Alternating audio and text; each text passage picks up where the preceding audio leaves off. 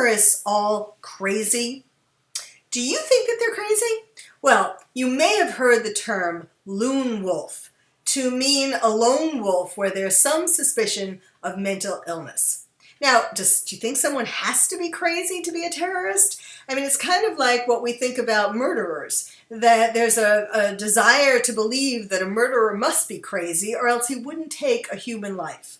But in fact, when murderers are on trial and try to claim the insanity defense, it's not easy because they have to fit these two criteria. One is that at the time of the crime, the person was so impaired by mental illness or defect that they didn't know the nature or quality of the act that they were committing. Or if they did know the nature and quality of it, they couldn't tell right from wrong. So at first, it doesn't seem as though terrorists would fit that definition of insanity because, they seem to be doing this in a very purposeful manner. They typically shout Allahu Akbar. They seem to take great pleasure in killing and injuring as many people as they can. They're on a mission to please their God, and they want to go to heaven and have the 72 virgins. They even do this when they know that they are likely to be killed themselves, but it's very purposeful. So, for example, if a suicide bomber is wearing explosives, he knows that he's going to be caught up in this explosion as soon as he detonates it. Or something that I call a new version of suicide by cop, because now there are more terrorists attacking cops. They know that if they come up and start shooting a cop, they're likely to be shot themselves by the group of cops that are there. So even though they know these kinds of things, it seems like their purpose is much more important. But then what about the people who are mentally ill, who are lured into terrorism because of either they are vulnerable to terrorist propaganda or because they've incorporated terrorism delusions? Now, let me tell you about these things. Terrorists people who are mentally ill before they commit a terrorist act, who are schizophrenic or manic depressive or have some other kind of psychosis, in other words, they're out of touch with reality, it is much easier for them to be radicalized because it's easier for them to believe the terrorist propaganda. The terrorists who misinterpret the Quran and tell them all these stories about, how their God wants them to do this and how they're going to get 72 virgins and all of these stories. If someone is out of touch with reality and isolated and marginalized by society and stereotyped, it's easy for them to take in these things because it's not like they're chatting with their friends who can tell them, what? That's crazy to believe that. Another way for mentally ill to be caught up in committing a terrorist act is because when they actually incorporate terrorism into their delusions, in other words, into their hallucinations, they hear voices of terrorists or they see terrorists and they tend to believe that terrorists are calling on them, they're special, calling on them to commit terrorist attacks.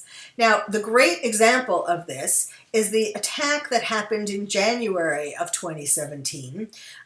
Esteban Santiago Ruiz was the shooter at the Fort Lauderdale airport. Remember that? He killed 5 people and there were about 40 injured people in that attack. Well, now, he, in November, prior to the attack, went to an FBI office in Alaska, where he was living at the time. And he actually told them that the U.S. government was controlling his mind and making him watch ISIS videos. Now, that is a pathognomonic, a definitive sign of, or certainly a very suggestive symptom of schizophrenia, because schizophrenics believe that their mind is being controlled. That's one of the most typical symptoms. And so what did the FBI do? They took him to a psychiatric hospital. And what did the psychiatric hospital do? They screwed up and they missed it.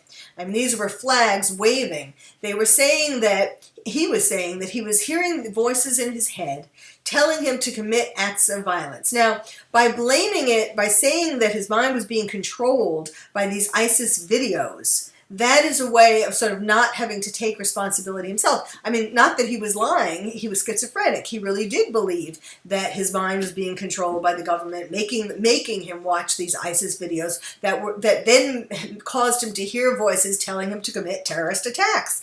And lo and behold, that's what he did. Now, we need to stop this. Just think about it. These lives could have been saved if either the police, the FBI, recognized that, in fact, this was a sign that, I mean, they did take him to the hospital. Really, in this case, it was mostly the fault of the psychiatrist, but giving him back his gun was a mistake, certainly. And they all should have realized that this was a terror attack waiting to happen. So what does this mean? It means that we need to have many more programs where these distinctions can be made between, now I've done podcasts and vlogs before talking about some specific terrorists who have come from broken homes, who have had traumas in childhood. Most of them have. They weren't necessarily mentally ill, however, and they could have been rehabilitated before they went on to commit these terrorist attacks. Now, similarly, people who are mentally ill and because of all the media focus on terrorism have naturally incorporated terrorism into their delusions, they could be stopped too by committing them to psychiatric hospitals and treating them. And that's what we need to do. We can't, at this particular time, we need to consider it a counterterrorism effort to have more money poured into mental illness, into treating the mentally ill.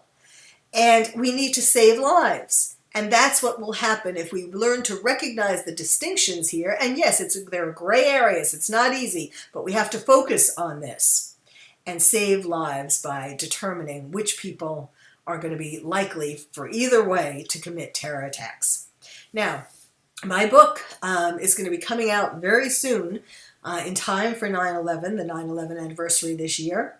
It's called Lions and Tigers and Terrorists, Oh My, How to Protect Your Child in a Time of Terror. It's the first book about terrorism for kids, and it's meant to be shared with parents, by parents and teachers with children.